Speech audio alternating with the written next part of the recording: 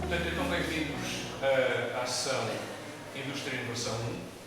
Estou na sala 5A e vamos começar a abertura desta sessão com uma apresentação dos alunos do projeto Ciência Viva.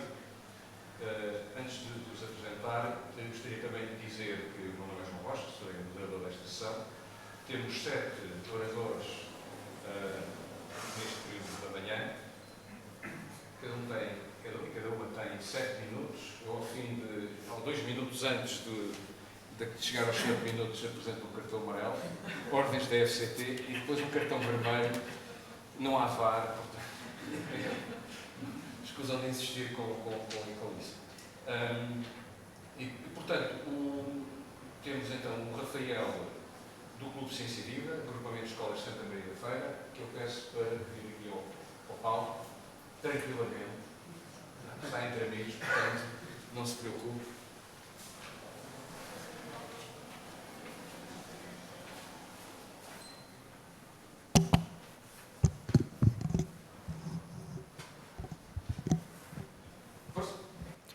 Bom dia, chamo-me Rafael Santos, venho da Escola Secundária de Santa Maria da Feira e quero-vos apresentar o projeto que eu e o meu colega David estamos a desenvolver no âmbito do Clube Ciência Viva. O projeto denomina-se o modelo computacional de um gás monoatómico, uma aproximação à distribuição de Maxwell-Boltzmann. Ora, na segunda metade do século XIX, James Maxwell publicou o livro On the Dynamical Theory of Gases. Boltzmann, uns anos depois, generalizou as ideias de Maxwell, criando assim a distribuição de Maxwell-Boltzmann. Iniciamos o nosso projeto com a criação de um modelo computacional que simula a colisão entre partículas de um gás ideal. O modelo monoatómico de um gás ideal consiste no número de partículas idênticas que colidem entre si e com as paredes do sistema. Selecionamos apenas o movimento de translação das partículas, de modo a obter resultados termodinâmicos baseados nas suas velocidades.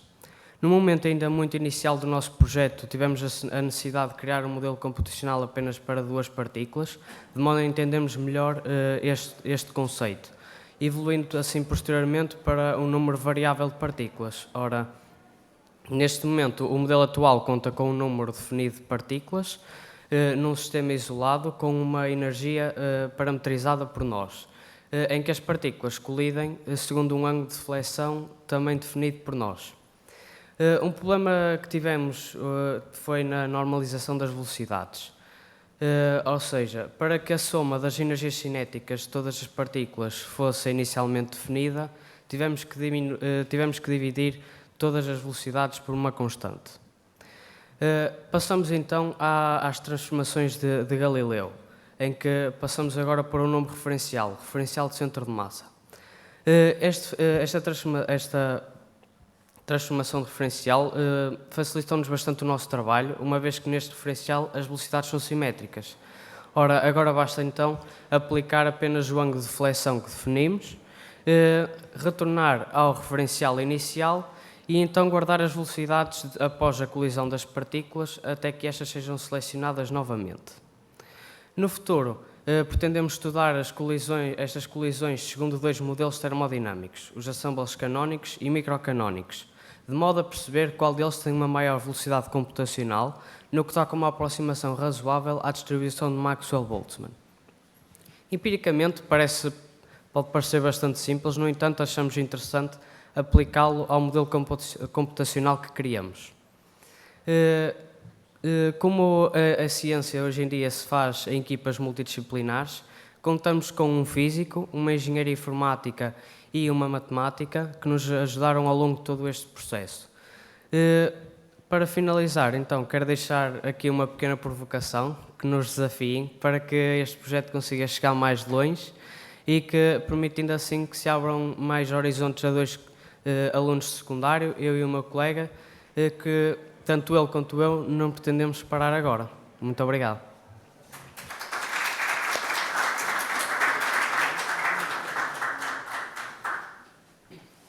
Rafael, com certeza que houve um professor ou professores que vos apoiou. Sim. A professora principalmente que nos apoiou e que nos apresentou este trabalho foi a professora Fátima Pais, a nossa professora de Aplicações Informáticas. Hoje não pôde estar aqui porque esteve connosco domingo e segunda, mas teve que ir para cima porque tinha aulas. E também tivemos a ajuda de um aluno que está agora em Física na Universidade do Porto, o André Otávio, e também uma professora de Matemática. É isso. A professora Eduarda. Sim, sim, mas não é a nossa professora, sim, está a orientar-nos neste fim de semana. Só uma questão breve, que nós temos já uma sessão muito pesada.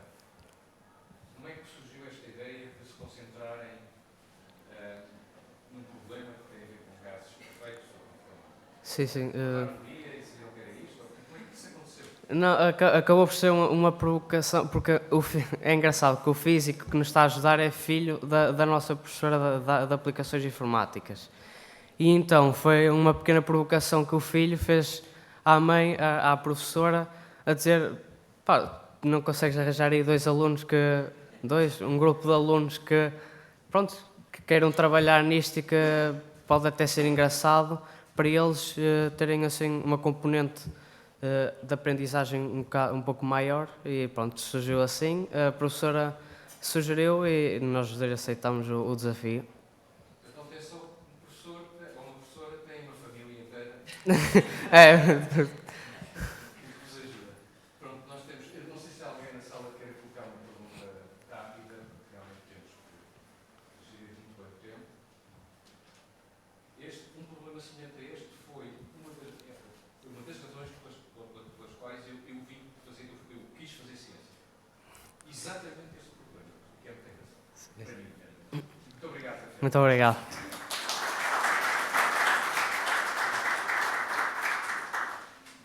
Ok, então vamos agora de alguma forma um bocado forte desta sessão e eu chamaria o João Pedro Carvalho nos irá fazer uma apresentação. O João Pedro Carvalho é da Coca Labs, Associação para a Investigação e Desenvolvimento em Cognição e Computação Centrada nas Pessoas, e vai fazer uma palestra intitulada Algoritmo baseado em GPRS para navegação de veículos aéreos não tripulados em ambientes indoors com recurso de emissões de alcance e autocomunicação. Será interessante ver porque é que fizemos de veículos não tripulados indoors.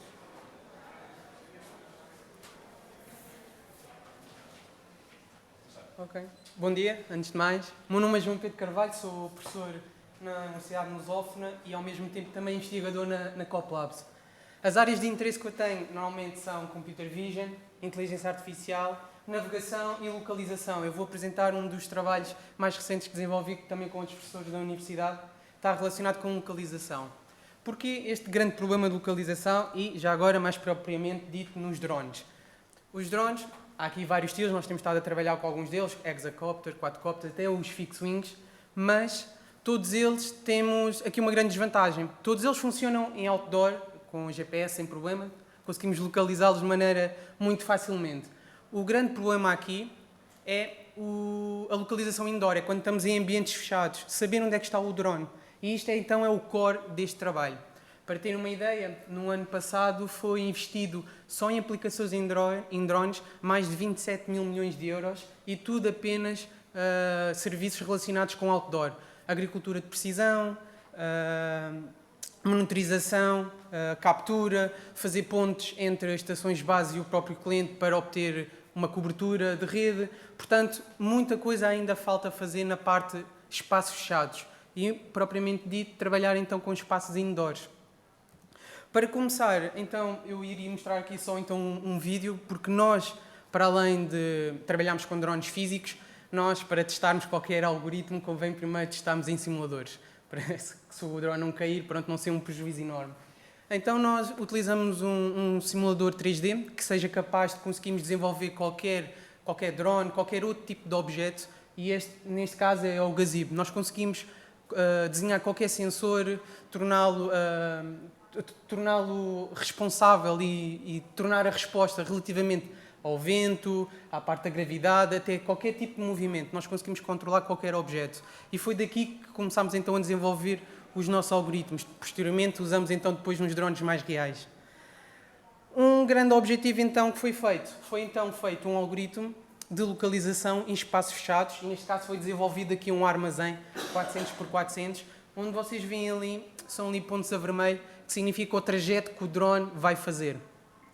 A arquitetura desenvolvida neste tipo de trabalho, então temos ali o caso do utilizador.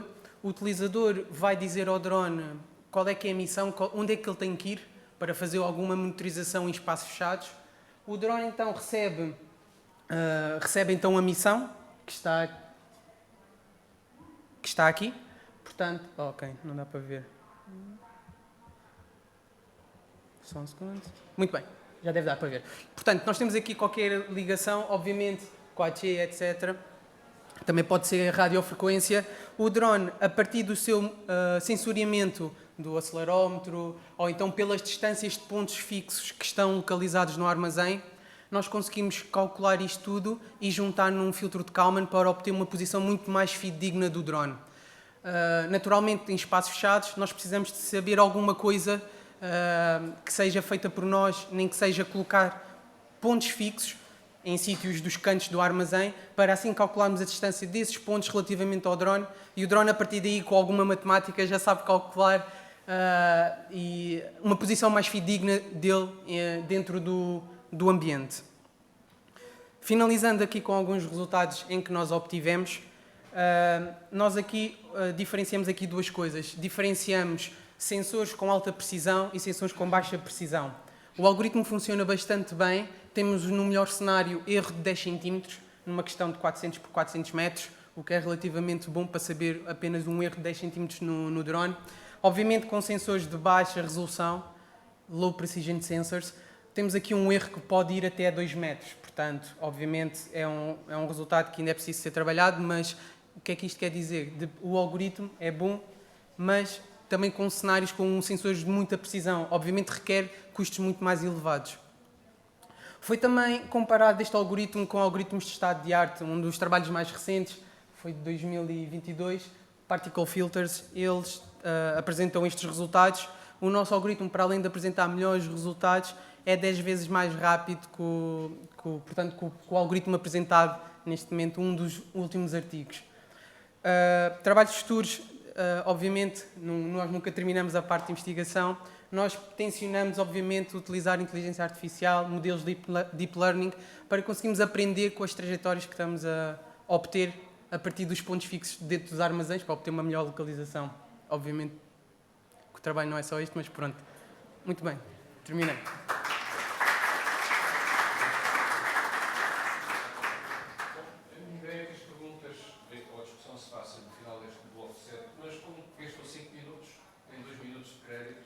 Fazer uma pergunta muito rápida.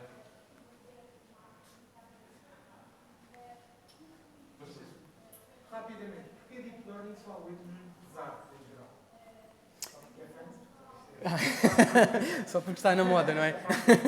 Não, nós para além de Deep Learning também estamos a desenvolver novos algoritmos de inteligência artificial. Obviamente que usamos sempre Deep Learning só para além do que está na moda, obviamente, e queremos tentar usar Deep Learning, neste caso, para ser mais específico, redes dos tipo LSTMs, para conseguirmos ter memória e com isso conseguir trabalhar nas localizações. Sabemos onde é que estávamos no passado para conseguirmos aprender com coisas no futuro. Long short term memory. Sim. Ok. Eu tenho uma perguntinha rápida. Muito bem. Relativamente aos sensores, vocês já estudaram algum algoritmo híbrido em que haja sensores de alta precisão e sensores de baixa precisão? Já. Aliás, nós temos drones em que um sensor, por exemplo, um acelerómetro simples, pode custar 5.000 euros e é um sensor de alta precisão mesmo. Obviamente que existem sensores de acelerómetros muito mais baratos, 100 euros, e nós vamos aí e estudamos, lá está, as duas versões. Mas sim, os preços variam bastante, considerando o que nós queremos. Mas a minha questão é usarem os dois tipos de sensores ao mesmo tempo. Portanto, temos 400 metros, nos primeiros 100 metros temos alguns sensores de alta precisão, porque temos ali um objeto que queremos preservar, e depois nos outros 300 metros ter outros sensores de mais baixa precisão, e portanto o AVG conseguir, enquanto vai no seu trajeto, fazer quase um handshake entre Sim. sensores de baixa precisão e sensores de alta precisão. Sim. É trabalho futuro, exatamente. Ok, É isso. obrigado. Obrigado, então.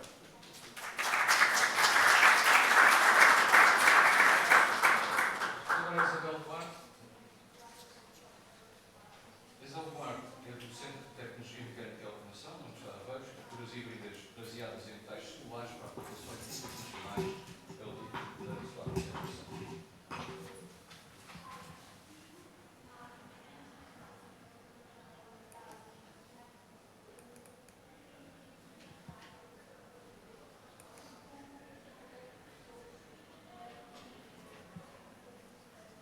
Muito bom dia a todos. O meu nome é Isabel Duarte, sou da Universidade de Aveiro e sou investigadora no tema, no Departamento de Engenharia Mecânica, e estou integrada no Laboratório Associado de Sistemas Inteligentes.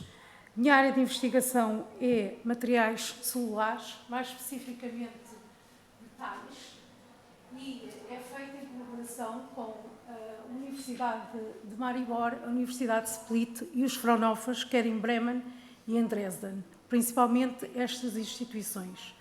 Os materiais celulares vão desde espumas de porosidade aberta até aos unicórnios, ou seja, são materiais que têm poros vazios e são de muita baixa densidade, são muito leves, extremamente leves.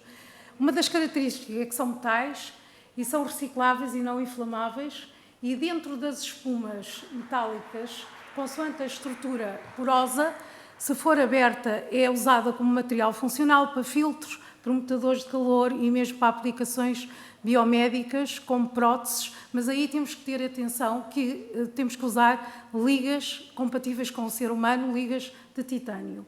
As espumas de porosidade fechada, as metálicas, têm propriedades mecânicas excelentes, são usadas como materiais estruturais e tem sido o nosso foco na indústria automóvel. Ou seja, o que é que nós fazemos?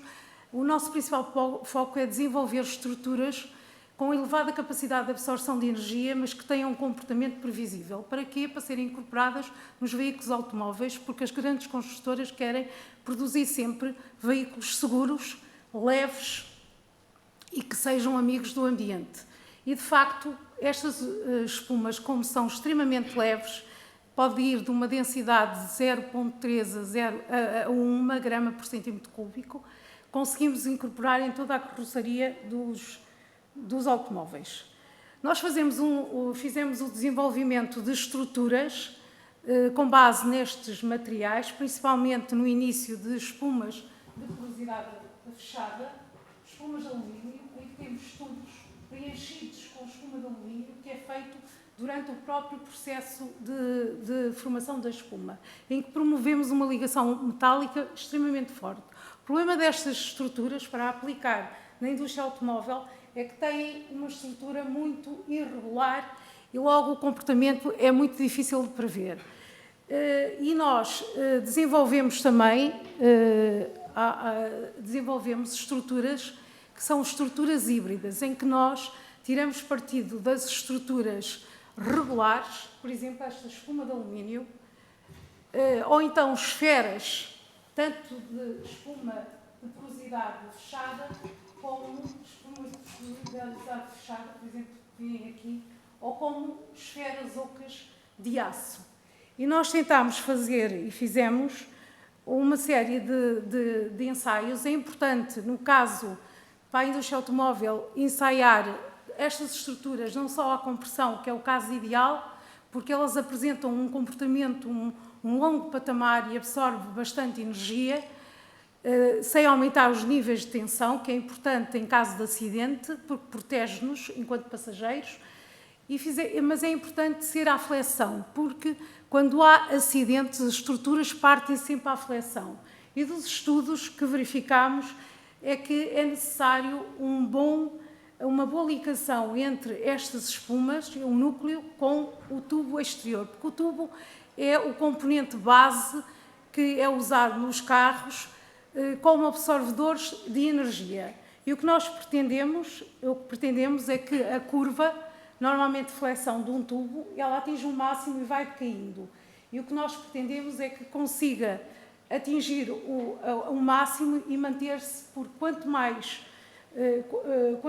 este patamar for possível, maior energia absorvida no caso dos acidentes, e que é extremamente importante. Estes materiais, quanto maior é a velocidade de impacto, mais energia é absorvida. Porque a energia, no fundo, é um integral da curva de compressão. E, de facto, relativamente às espumas embebidas em polímero, verificamos que também são potenciais para serem usados como núcleos de tubos. E conseguimos aqui ajustar os níveis de energia, porque escolhendo o polímero, a resistência mecânica do componente final é dada pelo polímero. E a parte do comportamento da absorção de energia é dada pelo material solar, ou espuma, ou outro. E é possível, através de tempos de cura do polímero, também melhorar o comportamento mecânico. A nossa preocupação é também que estes materiais não sejam flamáveis, porque é uma característica dos metais solares. E a possibilidade de fazer isso, fizemos um estudo em que a possibilidade é incorporar na matriz do polímero materiais à base de grafeno. Eu gostaria de que ficassem com a ideia que este tipo de materiais é possível usar na indústria e que têm muita potencialidade de ser usados. No caso de nós usarmos esferas de metais, é fácil, é flexível a manufatura, porque só depende do polímero. No entanto, quando entra polímeros, nós temos a limitação em termos de aplicação da própria temperatura. A parte dos tubos preenchidos em espuma, apesar de não ser regular, é extremamente viável usar também, mas temos que investir na parte do melhoramento da estrutura porosa. Porquê? Porque isto não, enquanto nos outros processos há a etapa de ligação, neste processo não há etapa de ligação, que é normalmente muito caro para a indústria automóvel. E mais, este tipo de estruturas não forma fendas, seja a compressão, seja a flexão. São potenciais, são extremamente leves e muito obrigada.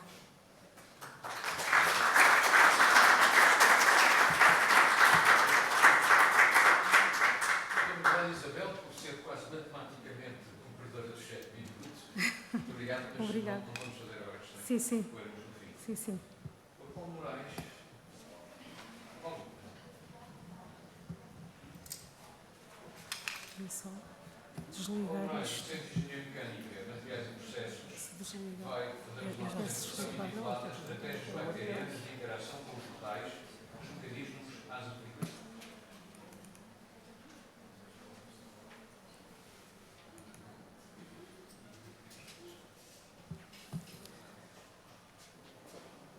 Não está.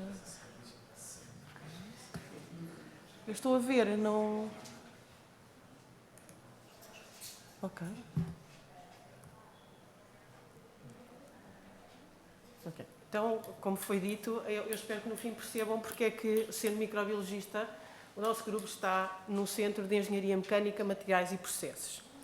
O Centro de Engenharia Mecânica, Materiais e Processos tem duas áreas, tem uma área de mecânica e uma área de materiais. E o grupo de Microbiologia Ambiental da Faculdade de Ciências e Tecnologias desenvolve trabalho integrado com a área dos materiais, tanto biológicos como não biológicos. A diversidade biológica que nós vemos aqui é a última árvore de vida que foi construída e publicada na Nature em 2016.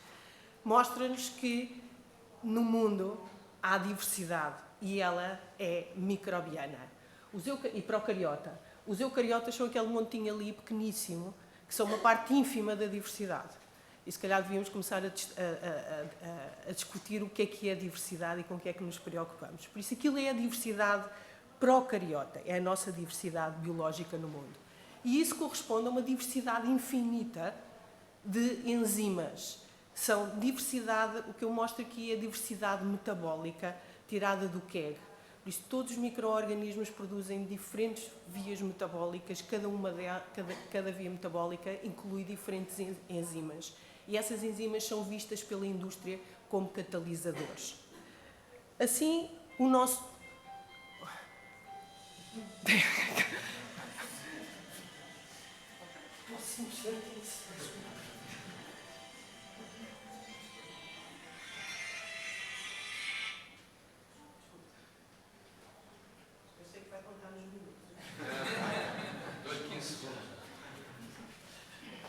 Ok, o nosso grupo dedica-se a tentar encontrar estratégias biológicas para a resolução do problema das matérias-primas. A Europa não tem matérias-primas e isso é um problema. Naturalmente tem poucas matérias-primas, por isso o problema da circularidade e da capacidade de sermos capazes de circular as matérias-primas, termos novas estratégias de maneira a fazer a circularidade das matérias-primas, é um problema importante.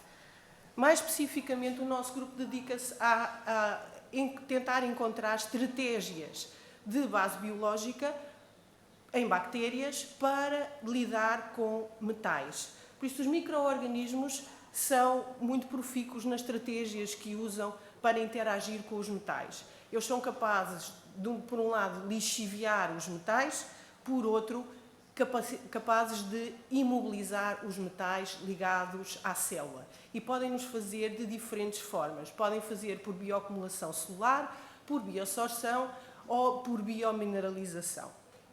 Assim, eu hoje vou-vos apresentar um trabalho que é um exemplo e que está ligado à imobilização de ítrio através de uma bactéria, cujo objetivo é, nós estamos a estudá-la, o objetivo é torná-la um processo de bioextração de ítrio a partir do ambiente. Esta bactéria que nós, então, estamos a estudar tem origem na mina de Jales. Por isso, estudar a biodiversidade das minas, dos locais contaminados com metais, pode ser extremamente importante. Nós isolamos esta bactéria a partir de um biofilme de uma parede de uma mina abandonada.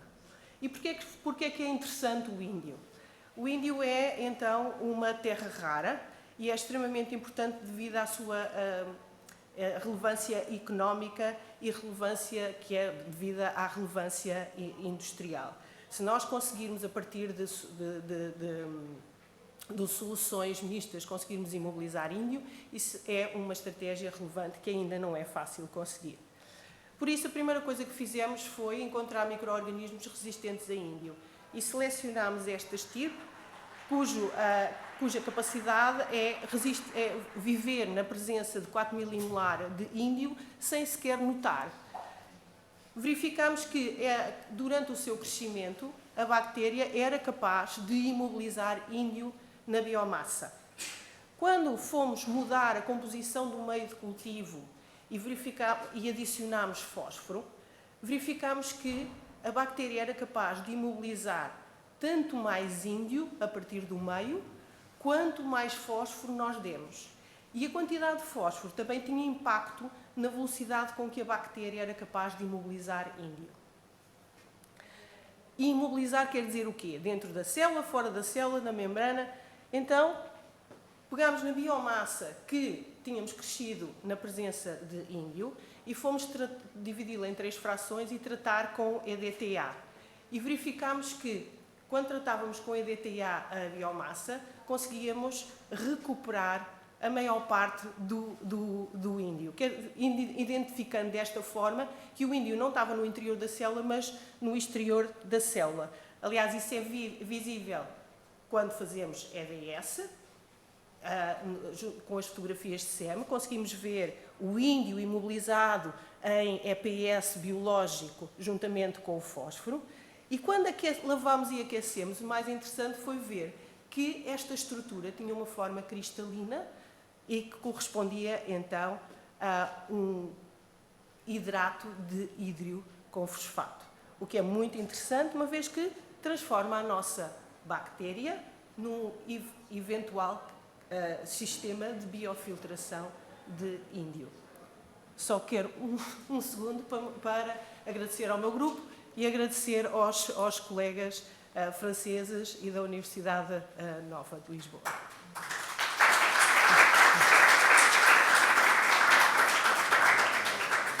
Paulo, presumo que é de ítrio. Eu disse o quê?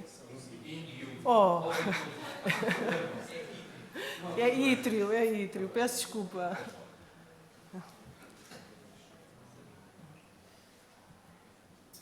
E estava escrito ítrio sempre, não é? Não, estava bem. Olha, peço desculpa. Eu não consigo tirar a apresentação.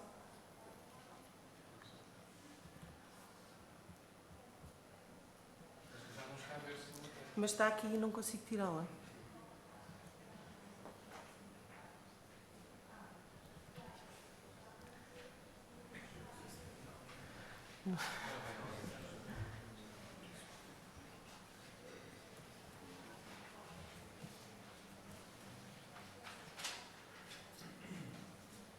Posso fazer sem não?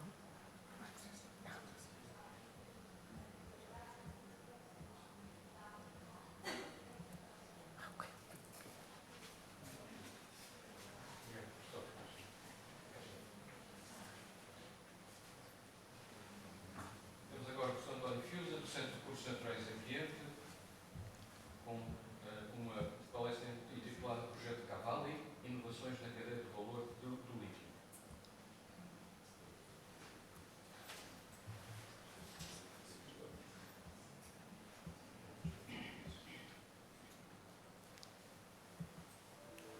Bom dia a todos. Eu vou tentar apresentar de uma forma muito telegráfica um projeto de grande dimensão que pretende introduzir inovações na cadeia de valor do lítio, desde a prospecção até realmente à bateria. Portanto, envolve várias entidades, tem que ser muito comedido, e breve, e, portanto, optei por, dentro de cada atividade, selecionar os aspectos inovadores que serão alcançados e que se pretendem alcançar com este projeto. Relativamente, um primeiro aspecto inovador, numa atividade em que pretendemos medir os teores de lítio em minérios, diretamente in situ, no próprio local da ocorrência, e pretende-se desenvolver uma tecnologia que já existe, que são os sensores de LIBS significa Laser Induced Breakdown Spectroscopy, mas a esses sensores pretende-se introduzir uma inovação que permitam discriminar o lítio que é proveniente de um mineral, espodumena, porque hoje em dia só existem metalurgias do lítio para espodumena, do lítio proveniente de outros minerais. Portanto, isto será muito importante para a parte de prospecção e também para a parte da extração mineira, quando tivermos realmente minérios que tenham vários minerais. Além disso, digamos, este sensor permite, em amostras complexas, quantificar também os outros elementos presentes na amostra. Portanto, este sensor, enfim, já está praticamente desenvolvido, falta comercializá-lo. Outra área na qual estamos a tentar, neste projeto, está-se a tentar introduzir inovações, é a parte de mineração e processamento de minérios. Aqui pretende-se realmente projetar, desenhar, conceber diagramas de tratamento de minérios que permitam uma recuperação integral de todos os minerais que existem no minério, nomeadamente quartzo, feldspato e, eventualmente, minérios metálicos, conduzindo, portanto, a um processo que não produz resíduos sólidos, ou seja, rejeitados. Também, como inovação, vai-se introduzir reagentes verdes numa operação unitária flutuação e, desta forma, vamos ter, digamos, um processo que está totalmente de acordo com os princípios de desenvolvimento sustentável da indústria mineral. Na parte de hidrometalurgia, aquilo que incorretamente se chama aí na imprensa a refinação, o que se pretende é desenvolver um processo metalúrgico que tenha o maior número de operações unitárias em comum, de forma a permitir tratar simultaneamente minérios de espodumena e de lepidolite. Como sabem, portanto, a lepidolite, que é uma mica, existe em grande quantidade em Portugal. Parte das reservas são de lepidolite, não tão elevadas como as polimero, mas são consideráveis. Mas também na Europa Central, os recursos, nos países que têm mais recursos que Portugal, como a Alemanha e a República Checa, os minerais são também do mesmo tipo, não é o mesmo, é a zinovaldite, mas são também micas. E, portanto, este aspecto realmente é importante. E será, portanto, um dos objetivos deste projeto. Neste projeto também pretende-se e será feito programas que permitam simular cada uma das operações unitárias na extração mineira, no processamento de minérios e na metalurgia, de tal forma que seja possível fazer um pré-dimensionamento do equipamento principal e, a partir daí, estimar os custos operatórios e o investimento necessário à realização do projeto. Um outro ponto seguinte, que realmente temos neste projeto, em que temos também aspectos, em que estou a realçar apenas os aspectos inovadores, é o desenvolvimento de uma bateria para carros elétricos com uma nova arquitetura, que vai utilizar eletrólitos ferroelétricos, no qual a difusão dos íons é feita através de cadeias de dípolos. Estes protótipos já desenvolvidos têm uma nova arquitetura, portanto, lítio, eletrodo ferroelétrico, polímero dielétrico, cátodo. Neste momento, o eletrólito está patenteado já pela Universidade do Porto e pelo UNEG. O eletrólito é um vidro ferroelétrico, tem uma elevada constante dielétrica, variável entre 10 à quarta e 10 à sétima, para temperaturas entre menos 35 e mais 25. O eletrólito polariza-se instantaneamente, isto faz com que a capacidade das baterias aumentem substancialmente, até cerca de 300% vezes mais relativamente às baterias tradicionais que atualmente existem no mercado. Estas baterias têm também elevada segurança, porque o eletrólito não é inflamável, não entra em combustão, são mais baratas, compactas e mais leves, e, como já disse, um armazenamento por unidade de massa ou de volume 3 vezes superior, a uma bateria de estado sólido, são as baterias do futuro. Nós, neste momento, como sabemos, ainda estamos na pré-história das baterias para carros elétricos, e é mais ambientalmente amigável na medida em que não tem elementos perniciosos no eletrólito, não é necessário elétrodos de cobalto, não são necessários contentores de aço inox e outros sistemas de segurança. Ainda dentro deste projeto vai-se desenvolver sistemas de controle, que é muito mais simples do que as baterias atuais, para este novo tipo de arquitetura de baterias FEB, do estado sólido, que serão então responsáveis pela gestão da carga e descarga das células, monitorização da temperatura, da carga, longevidade, etc, etc. Finalmente, pretende-se fazer ainda, englobado neste projeto, está a ser construído, uma análise de ciclo de vida completa da extração até ao produto metalúrgico.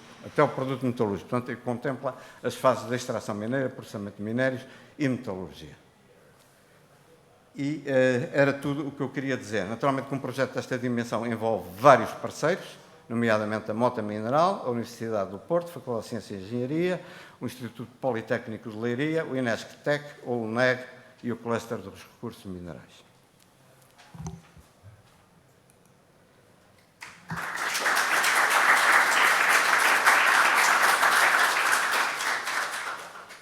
Muito obrigado. Continuamos depois. Cumprir escrupulosamente os 7 minutos.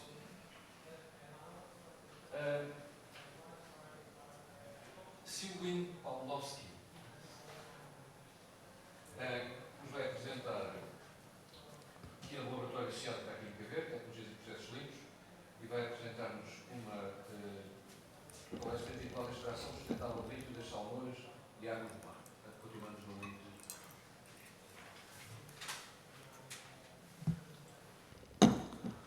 Bom dia a todos. Tal como foi dito, sou de La Riviera Quinte e venho representar aqui o trabalho que é feito em 3 projetos, um projeto europeu e 2 projetos nacionais financiados pela Fundação da Ciência e Tecnologia. Portanto, só para dar alguma noção sobre o lítio e baterias de lítio, A União Europeia considerou recentemente, em 2020, o lítio como sendo uma das matérias-primas críticas devido ao seu uso em baterias e a necessidade das baterias para os carros elétricos. E é por isso também que o preço do carbonato de lítio continua a subir quase continuamente desde 2016.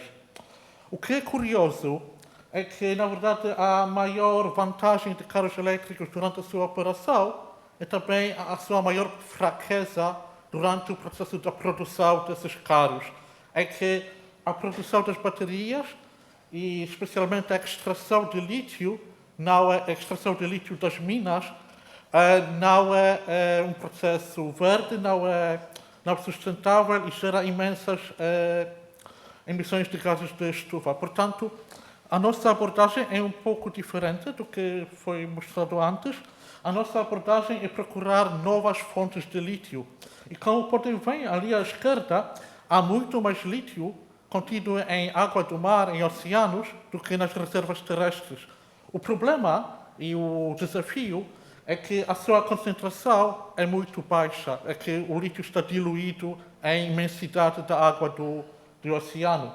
Porém, nós estamos a focar em salinas, onde após a água do mar, após a evaporação natural pela ação do sol e do vento, deixa o sal, que é recuperado, mas deixa também um resíduo, que é o bitter.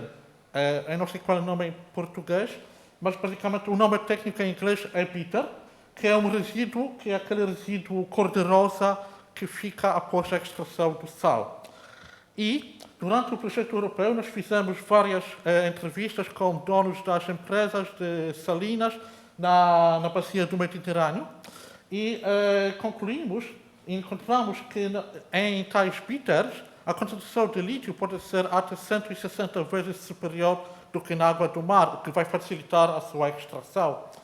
E o potencial global de extração são por volta das 20 mil toneladas por ano, o que pode representar até 20% da produção de lítio anual, que por agora é das minas. Para recuperar esse lítio das correntes salinas, nós estamos a desenvolver uma nova tecnologia, o Flow Capacity Ionization, Lithium Flow Capacity Ionization, que é um processo eletromembranar, onde a força motriz para extrair o lítio é a eletricidade. Portanto, é um processo onde podemos usar energias renováveis para produzir a eletricidade e para usar essa eletricidade para separar o lítio das bitters. E para isso usamos as membranas seletivas para o lítio, e também, como estamos a usar flow electrodes, que são basicamente partículas de carvão ativado que são recirculadas entre cátodo e anodo, isso permite que o processo ocorra em contínuo, porque o material, o activated carbon, pode a captura de lítio e a regeneração do lítio no mesmo passo, o que torna o processo também, leva a menos consumo de energia. Portanto, as duas peças fundamentais do processo são essas membranas, que podem ver à esquerda um exemplo delas, e os flow electrodes.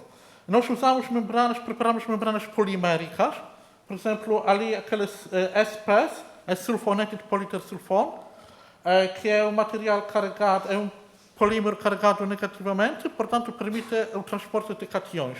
O HMO é Hydrogen Manganese Oxide, que é um adsorvente para o lítio.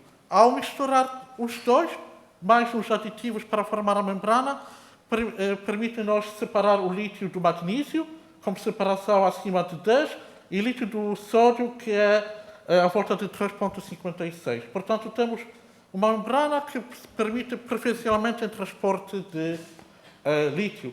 A vantagem de usar essa membrana polimérica, por exemplo, é que ela é 89 mais conductiva do que as membranas comerciais que são de cerâmicas.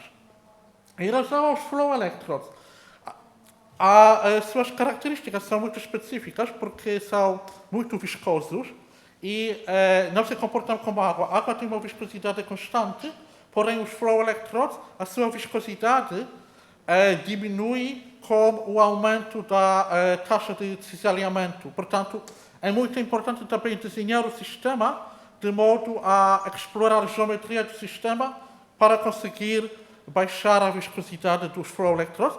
E nós estamos a fazer isso usando ferramentas de dinâmica de fluidos computacional, CFD, para desenhar novas geometrias dos elétrodos que depois estamos a usar para no nosso sistema.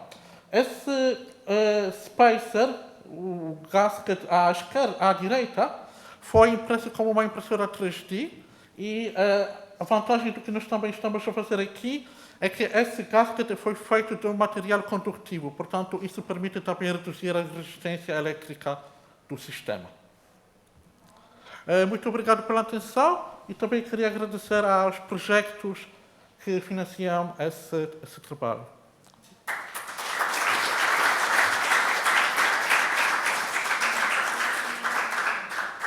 Muito obrigado e parabéns pelo português absolutamente correto. Obrigado. Foi a primeira vez que falei em português numa apresentação. Ninguém diria. Agora temos João Sousa. Obrigado. Laboratório Social de Energia, Transportes e Aeroespacial, com uma palestra intitulada Laboratórios Analíticos da Indústria 5.0.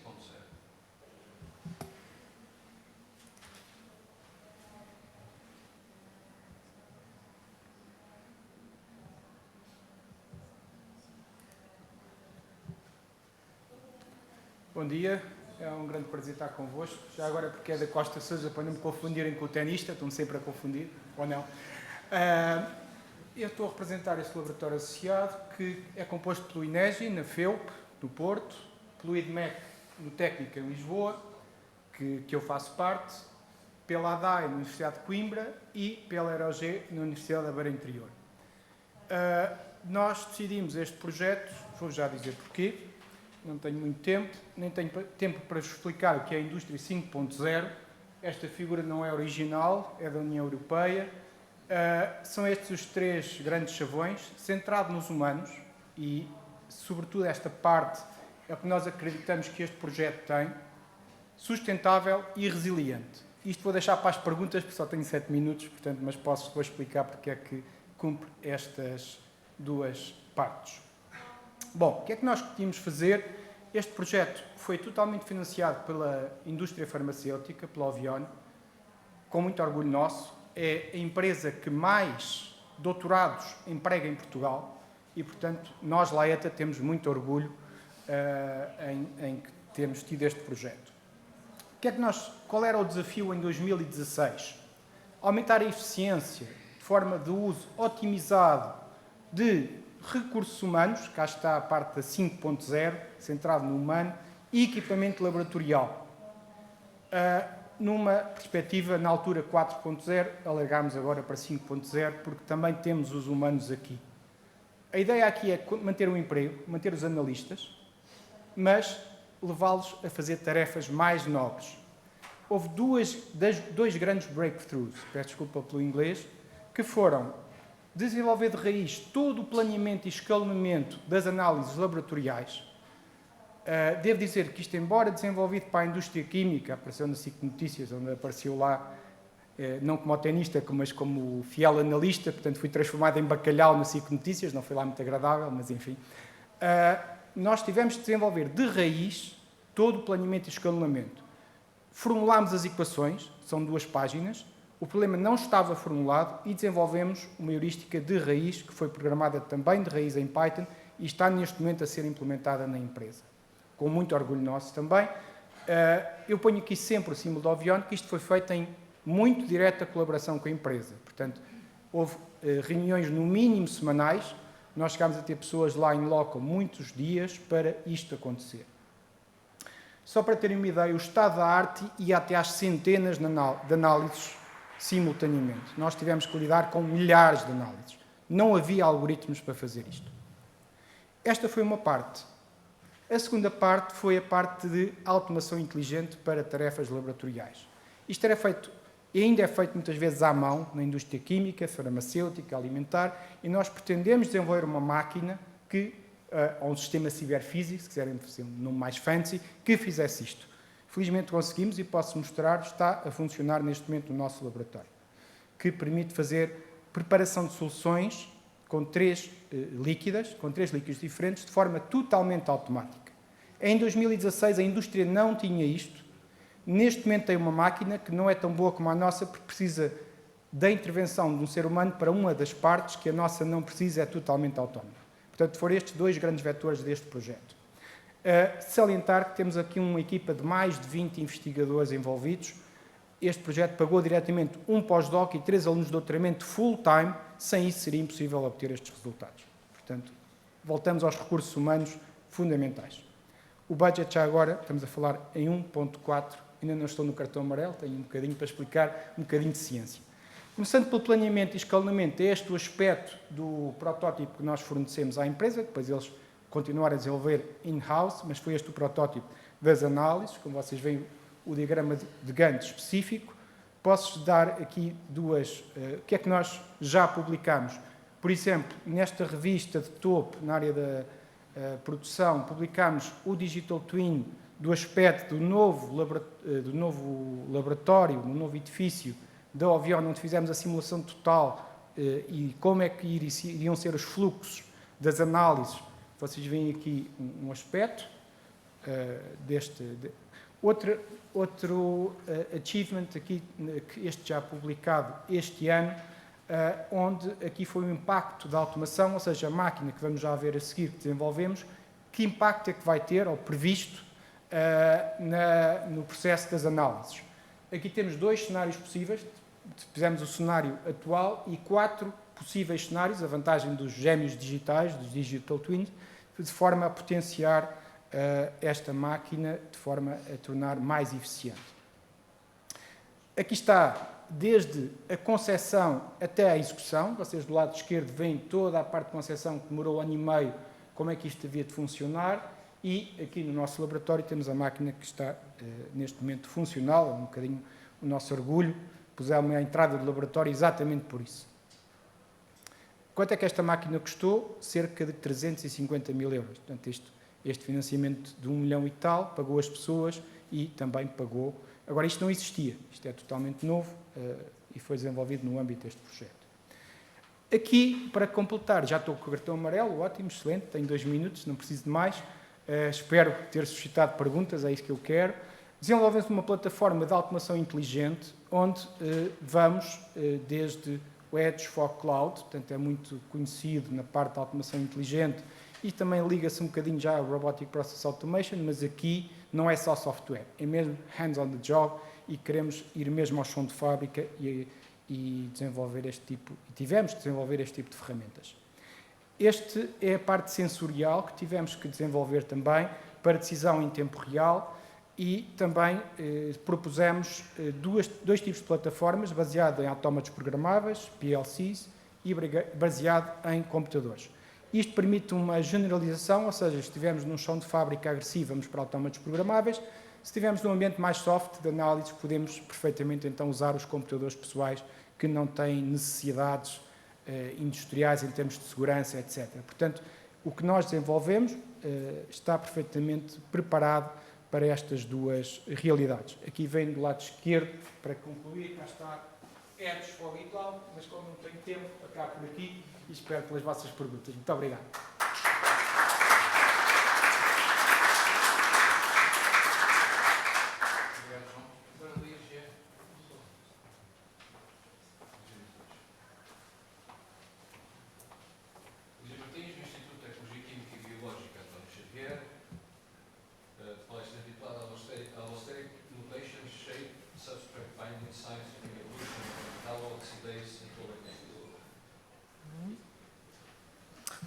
Ok, bom dia. Quando me foi pedido para vir aqui falar, pediram-me para falar sobre o meu último artigo, que tem este título, que é o efeito das mutações longe do centro ativo na atividade de uma enzima. Depois de ter visto o programa deste simpósio, achei que tinha que mudar um pouco a minha apresentação, dando um contexto mais genérico ao trabalho que eu faço no meu laboratório no ITQB, que tem a ver com a biocatálise numa perspectiva de biotecnologia industrial. Portanto, a biotecnologia industrial, ou a biotecnologia branca, é uma biotecnologia que pretende substituir os processos químicos correntes para a produção de produtos materiais, combustíveis, energia, okay? Tendo como base matérias-primas renováveis, okay? Tudo que é biomassa e derivados, e usa enzimas e micro-organismos capazes de converter essas matérias-primas renováveis nestes novos ou antigos produtos de origem biológica. E este conceito tem a ver com a ideia de biorrefinarias, onde se pretende fazer fracionamento de biomassa para a indústria química, tem a ver com conceitos como a bioeconomia circular e, portanto, pretende ser uma transição para uma sociedade pós-petróleo. Neste contexto, há uma biorrefinaria que é do lignocelulose, uma biomassa que tem sido utilizada tradicionalmente para a produção destes novos bioprodutos, em que a celulose e a hemicelulose, que são polímeros de açúcar, têm sido principalmente utilizados. A minha investigação tem focado mais a lignina, que é o composto que dá resistência e proteção à madeira, okay? E que tem uma composição diferente dos outros compostos, porque é constituída por compostos aromáticos. Compostos aromáticos estão na base da indústria química, ok? E este, de facto, é o polímero aromático mais abundante da Terra. E pode ser uma fonte interessante de materiais para farmacêuticos, gasolina, etc., após a despolimerização, fracionamento, funcionalização ou desfuncionalização. Portanto, há aqui, de facto, um grande potencial. O que nós estamos interessados no meu laboratório é estudar enzimas que tornem possível esta realidade. Okay? As enzimas que estão envolvidas, lignolíticas, que estão envolvidas na manipulação, na conversão da lignina, são lacases hiperoxidados, com os quais trabalhamos. Queria chamar aqui a atenção que enzimas são biocatalisadores, ou seja, tornam possível, aceleram reações, okay? São de origem biológica e, por isso, são considerados mais sustentáveis e mais eco-friendly do que os catalisadores químicos tradicionais. No entanto, as enzimas existem nos organismos vivos para satisfazer as necessidades das células. Portanto, não necessariamente para satisfazer as necessidades dos processos industriais e químicos, ok? Quando nós falamos em biotecnologia, dinheiro, não é? Portanto, temos que ter processos que sejam sustentados sob o ponto de vista económico. Portanto, temos que produzir grandes quantidades de enzimas, portanto, normalmente clonamos os genes e superproduzimos, portanto, 60% destas enzimas utilizadas em todas aquelas indústrias são, de facto, produtos recombinantes e têm que ser engenheirados. E aqui, então, que entra a minha mais-valia, penso eu, que é a engenharia de enzimas. Engenharia de enzimas é assim: uma enzima é uma proteína, ok?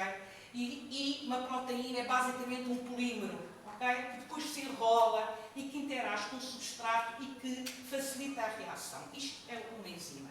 Se eu quero mudar uma proteína, o que é que eu mudo? O DNA que a codifica, porque o DNA é o que torna possível produzir uma proteína. É muito fácil mudar a composição de uma proteína, muito fácil, porque nós sabemos exatamente quais são os codões que vão dar origem a um aminoácido de uma proteína. Portanto, eu, por engenharia genética, num laboratório já é fácil, usando o Quick Change Protocol, mudar um codão e, em vez de ter metionina, ter lisina. É muito fácil eu mudar. Muito fácil mudar. O que é difícil é prever a mudança. Pronto. E aí é que é a questão. Se nós queremos usar as enzimas na indústria, se as queremos rápidas, robustas, como é que as melhoramos? Como? Não temos ainda capacidade para fazer isso. Toda a gente sabe que a evolução artificial tem sido usada ao longo dos tempos, quer por agricultores, quer por pessoas para melhorar, a partir da diversidade, promove-se a reprodução do que se quer. Okay? Portanto, e depois seleciona-se aquilo que vai dar. É assim que se faz a evolução artificial.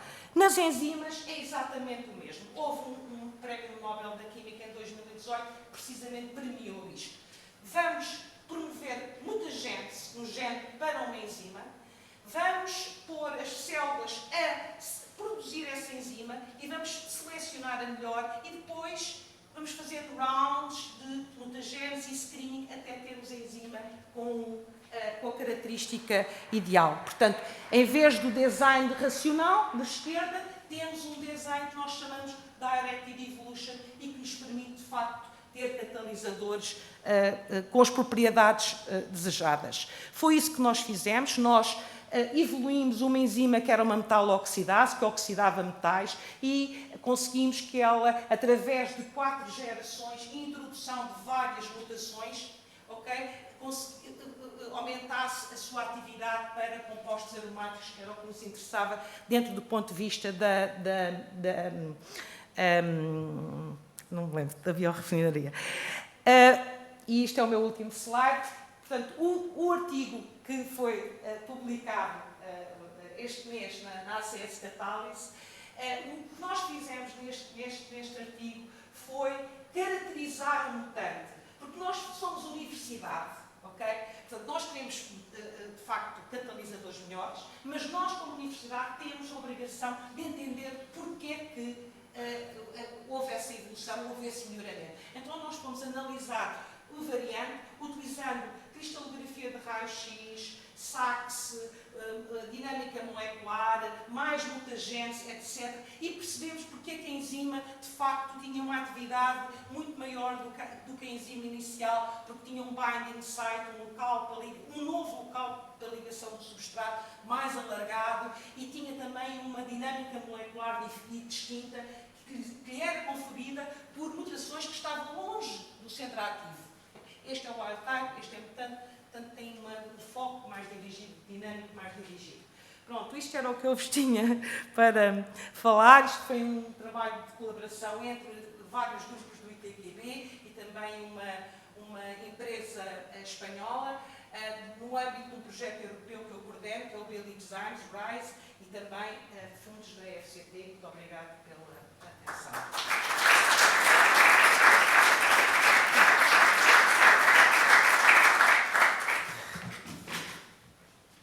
Nós temos cerca de 30 minutos para questões, mas antes de passar a palavra ao público para colocar eventuais questões, eu gostaria de colocar o seguinte.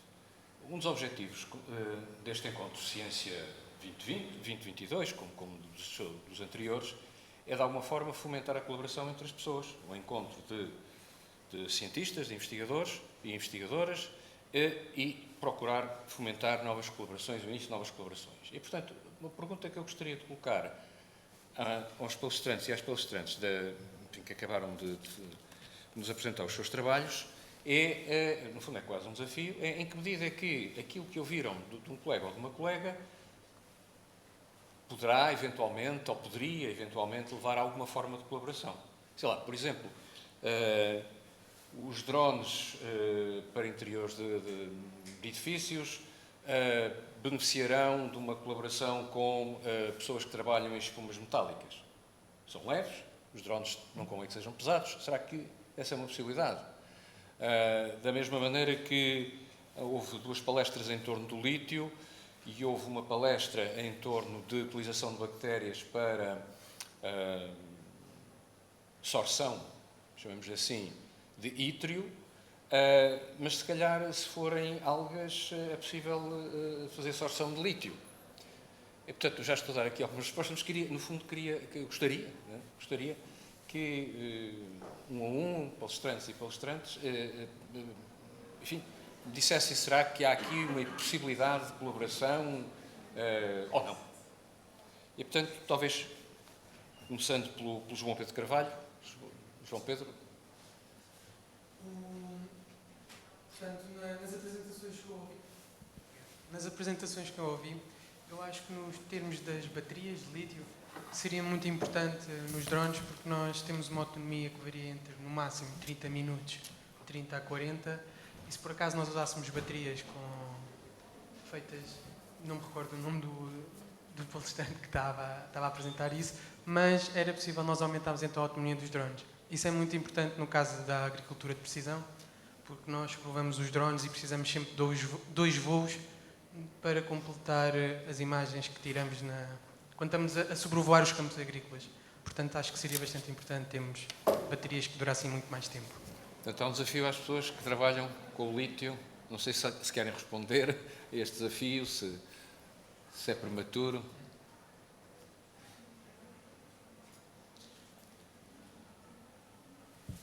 Bom, fica para o café, se quiserem. Claro. Vocês podem usar supercapacitadores que têm uma densidade energética um pouco superior das baterias, que permite o uso imediato da energia. Portanto, uma bateria como um supercapacitador associado para aumentar a autonomia. Sim.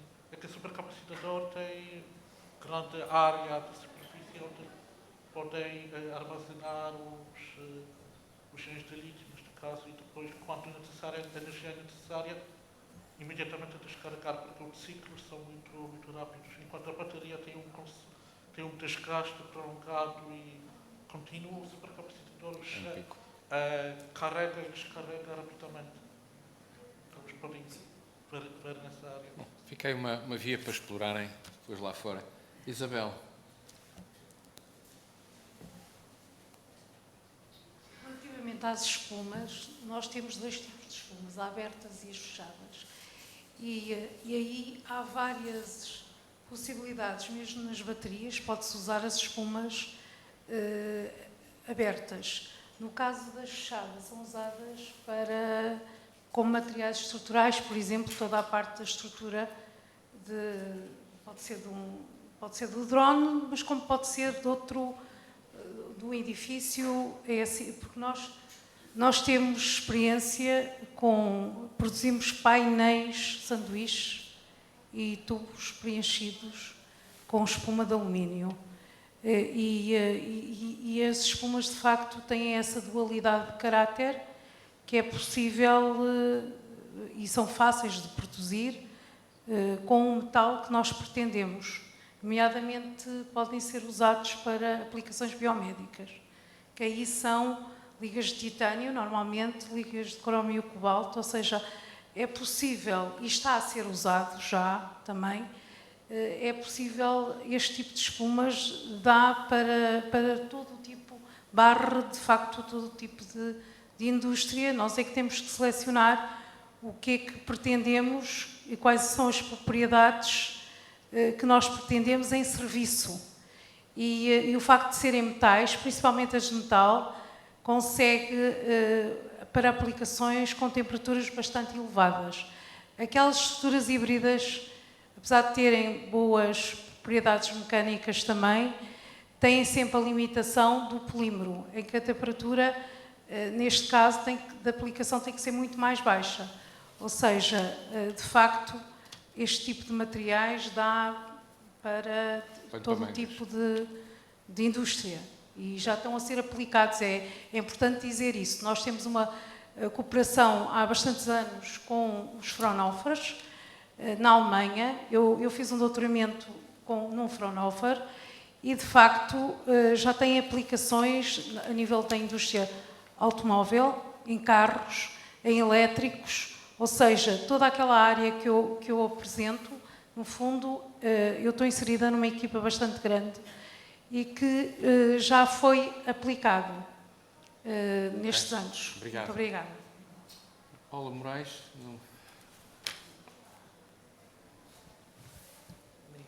Eu acho interessante a pergunta e se calhar sou a pessoa que aqui trabalha com mais gente aqui, de todas as áreas. Nós, como microbiologistas integrados num centro de engenharia, a nossa perspectiva é mesmo esta multidisciplinaridade e esta capacidade de nós trabalharmos com outras áreas e de vermos tentarmos ver a perspectiva do outro, também tentarmos construir para sermos construtivos na perspectiva do outro.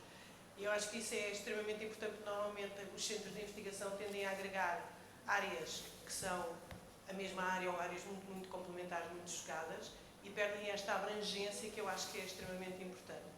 A Lígia e eu trabalhamos em bactérias, ou em leveduras e em bactérias, e o nosso objetivo é disponibilizar biocatalisadores aos outros, não é? Aqui com o Dr. Fiuza nós trabalhamos bastante tempo em termos de capacidade de otimizar e encontrar novas formas de obtenção de metais a partir de resíduos mineiros. Eu acho que ainda temos um percurso para fazer, porque eu acho que é muito interessante. Com o Silvina estamos a tentar coordenar biologia e novas técnicas de filtração exatamente para substituir, eu acho que as bolinhas de carvão que o Silvina teve a mostrar, que são estratégias mais dinâmicas e provavelmente mais eficientes do que as bolinhas de carvão. Por isso, acho que, na minha perspectiva, é o futuro e tem que ser esta a interdisciplinariedade, e o trabalho interdisciplinar é que nos pode abrir novas portas. Muito obrigado. E agora, se quiser passar o micro para o lado. Ok. Há muitas fontes realmente alternativas realmente do lítio. O lítio, até relativamente pouco tempo, era praticamente explorado apenas a partir das salinas que existiam na América do Sul. Portanto, as minas praticamente não eram utilizadas, era uma quantidade muito pequena. Neste momento, a produção em minas já ultrapassa realmente as soluções salinas da América do Sul. Mas, naturalmente, ao mesmo tempo, procura-se encontrar outras alternativas. Naturalmente que esta necessidade de produzir uma grande quantidade levou a que houvesse muita prospecção, e se a gente for ver os recursos do mundo disponíveis hoje em dia, em 21, não há dados de 22 ainda, e compararmos com 2017, os valores, não sei agora quantos por cento aumentaram, se duplicaram ou triplicaram, mas aumentaram enormemente.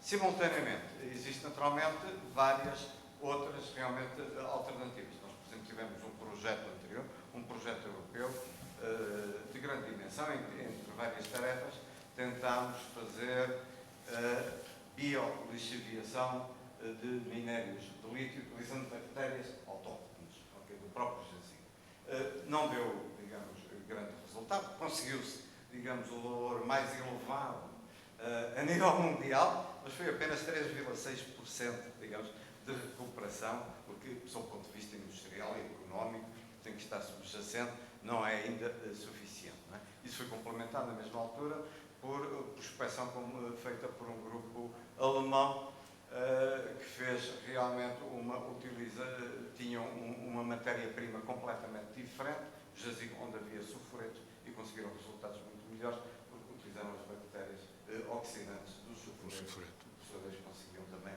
lixiviar o lítio. No nosso caso, felizmente, sob o ponto de vista ambiental, dos nossos jazigos não temos sulfuretos, o que é extremamente bom, mas, sob o ponto de vista... Uma outra, por exemplo, a água do mar é sempre uma solução para tudo, porque realmente a água do mar tem lá tudo, não é? É possível realmente buscar qualquer metal. Mas, por exemplo, uma solução que está a ser muito realmente investigada realmente na Inglaterra, não é? Nas aplicações, especialmente no país, na Cornualha, é realmente nas aplicações geotérmicas, os fluidos de grande profundidade têm realmente um grande teor em lítio. Podem ser aproveitáveis, e a conjugação da aplicação geotermia mais aproveitamento do lítio parece ser extremamente rendível. Portanto, vão aparecer de certeza soluções originais e que é um campo que está totalmente aberto. Eu há pouco deixei transparecer na minha apresentação, mas neste momento só temos, por exemplo, metodologias para tratamento de minérios de spodumento, que é aquilo que está previsto ser construído em Portugal, quando realmente existem muitos outros recursos que estão completamente ainda não estudados e não aproveitados de forma de realmente os recuperar de uma forma útil. Muito obrigado. Silêncio.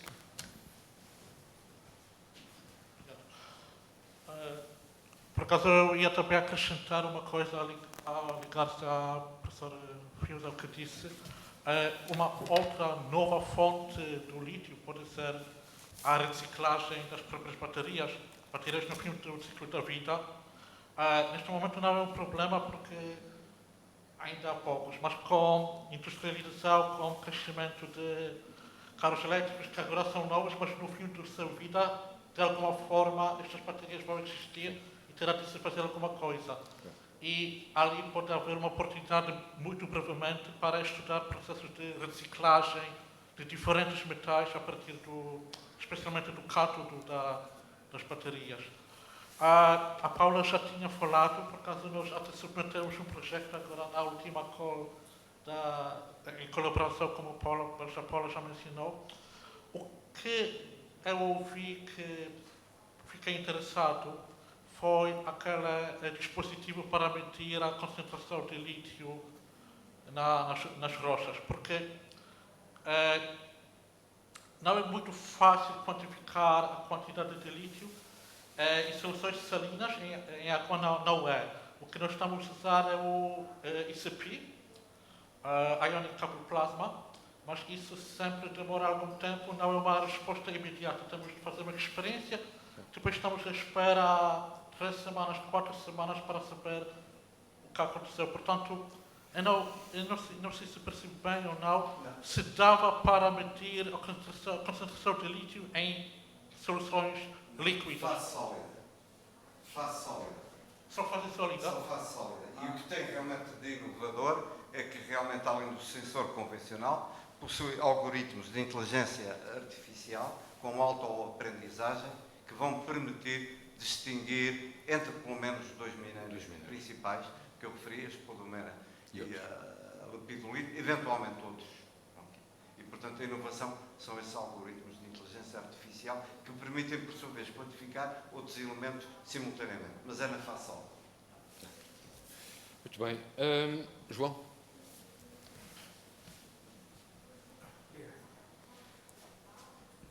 Bom, eu tenho uma perspectiva menos científica, se quiserem, que é que eu não vos disse.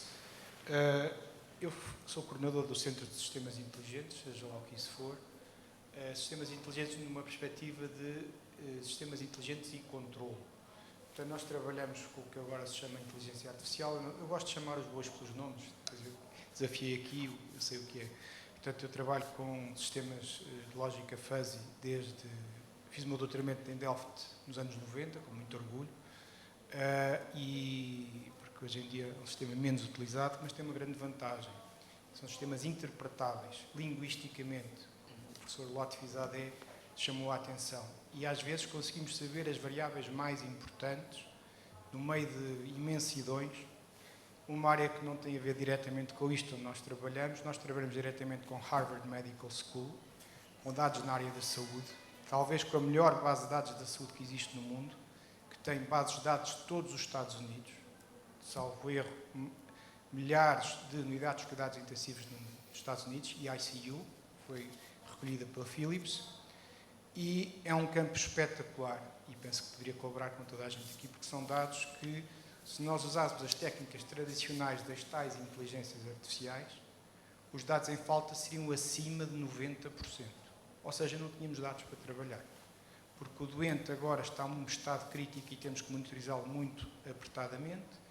Depois está melhor, e em vez de ser continuamente, é só de 5 a 5 minutos. Depois o médico passa de 15 a 15 minutos. Para quem trabalha com séries temporais sabe que isto é a maior dor de cabeça que existe. Nós podemos usar um filtro de Kalman. Não podemos, que o filtro de Kalman também tem limitações para este tipo de dados. É muito bom, resolve muitos problemas, mas não resolve todos. Portanto, o que é que eu posso contribuir aqui? Digam-me um problema que eu tento resolvê-lo. Já fizemos isso aqui, fizemos isso, por exemplo, na indústria dos abrasivos industriais, numa coisa menos científica e mais. A fábrica queria expandir e queria saber onde colocar as máquinas e nós desenvolvemos um modelo. Na parte científica, por exemplo, nós queremos neste projeto, um dos alunos do doutoramento queria aplicar aprendizagem por reforço, reinforcement learning. Também não é novo, já existe há muitos anos, hoje em dia parece que é tudo novo. Não, já no meu tempo, nos anos 90, quando eu fiz o doutoramento, aplicámos isso para controle de um satélite em Delft. Mas, como eu disse, os problemas eram tão complexos que tivemos que usar uma coisa mais simples. E é um artigo que vai ser agora este ano, onde usámos para, ligado ao lítio, para carregamento de carros elétricos na rede de Lisboa. Ou seja, como é que nós poderíamos otimizar mais rapidamente carregar os carros elétricos com menos esforço, onde todos os clientes ficassem pelo menos ligeiramente satisfeitos. Pelo menos, ou seja, não iam a pé para casa, ou de Uber, ou de outra maneira. Portanto, tudo o que tem a ver com formulação de problemas de otimização sérios, nós estamos lá, controle, muito controle. Já agora temos uma área na robótica no nosso laboratório. Claro que usamos o teto porque temos exatamente o mesmo problema, temos uma sorte. O teto é muito heterogéneo e, portanto, como é heterogéneo, está-se a rir aqui o João, já sabe que é muito mais fácil de identificar. Além disso, temos aqueles sensores para biomecânica, onde nós conseguimos ir à precisão de décima de milímetro. Claro que tivemos que instalar não sei quantos, fomos comprando, cada um custa 10 mil euros, portanto fomos comprando, instrumentando. Isto num ambiente industrial ninguém tem este dinheiro para dar, não é? Ou seja, resumindo, digam-me o vosso problema, não digo que resolva, mas pelo menos tentaremos. E aqui eu fiquei extremamente agradado, porque um dos maiores problemas que eu tinha hoje, estarmos na pré-história dos veículos, fiquei extremamente agradado de saber isso. Eu peço desculpa pela minha ignorância há uma hora atrás, mas fiquei extremamente agradado porque de facto estamos, e o problema ambiental também, e perceber que há portugueses a trabalhar nisto e estão na crista da onda. Isso também me deixou extremamente satisfeito. Muito obrigado. Muito obrigado. Lígia, não sei se quer acrescentar alguma coisa.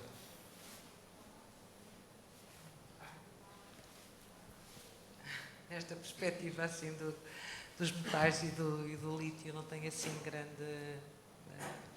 Achei interessante a sua apresentação e aquela perspectiva da indústria 5.0 em que se dá um relevo muito grande à qualificação dos operadores e das pessoas, e ter as pessoas no centro da operação industrial. Portanto, acho esse conceito muito, muito importante, interessante, e tem tudo a ver com o que nós tentamos na ciência e na tecnologia, que é avançar de forma a integrar os novos conhecimentos e termos uma sociedade baseada no conhecimento e etc. Portanto, mas foi mais esta perspectiva que eu achei que tinha muito a ver também com a minha parte, com a parte da minha, quer dizer, onde eu me envolvo, que é a biotecnologia industrial, que também o que pretende é fazer, envolver as pessoas e torná-las qualificadas para fazer face aos desafios crescentes que se nos colocam.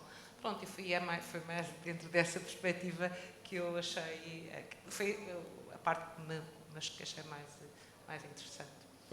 Agora temos alguns minutos ainda para quem quiser colocar questões a qualquer dos palestrantes. Já vejo alguém, faz favor.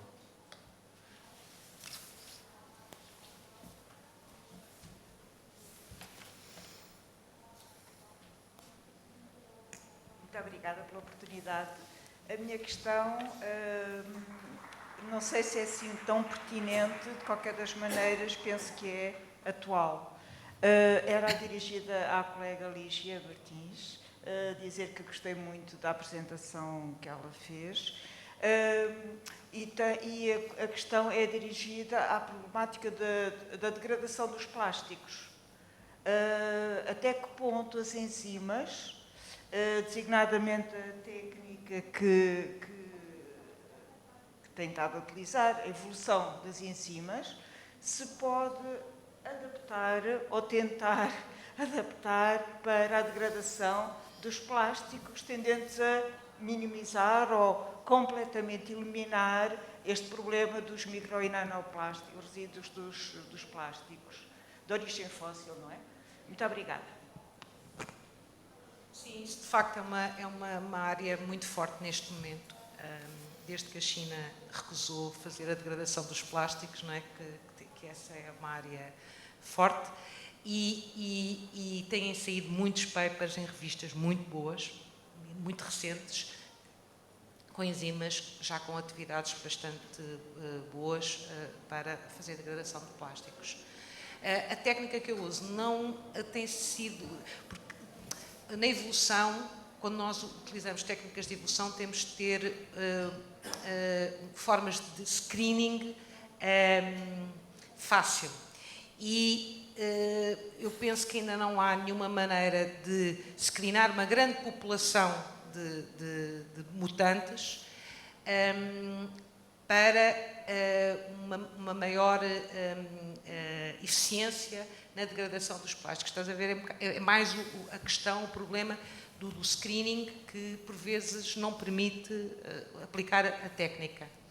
Não há uma forma simples de screenar 10 levantado a 8 mutantes, que é o que nós fazemos normalmente.